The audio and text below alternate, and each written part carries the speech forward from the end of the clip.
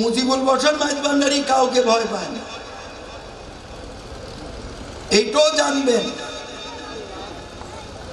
এই আঙ্গুলের ইশারায় লক্ষ লক্ষ লোক উঠে, লক্ষ লক্ষ কোটি লোক উঠে আর বসে। সারা বাংলাদেশে না, বাংলাদেশের বাইরেও আছে। কিন্তু আল্লাহকে ভয় পায় না, যার জন্য কাউকে কিছু বলি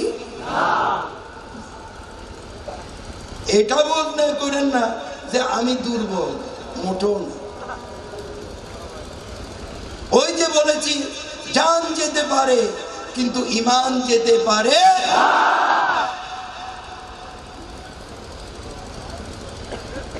বুঝতে হবে ইমাম হাসান হোসেনের রক্ত মুজিবুল বশরের শরীরেও আছে। সেদিনও এজিদ বাহিনীর কাছে মাথা নত করে নাই, বর্তমানেও করবে।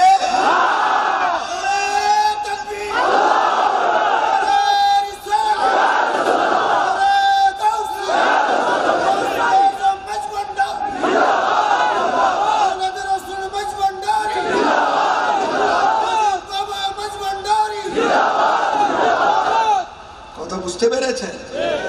শুনেন, বলেন আরে বাপরে বাপ, মানে গীবতের বাহার কারে বলে? আরে মসজিদের মধ্যে গীবত করে বেটার লজ্জাও লাগে না, ভয়ও লাগে না। আল্লাহর ঘরের মধ্যে গীবত কি লাগে? তাও করে কি মাইকের মধ্যে।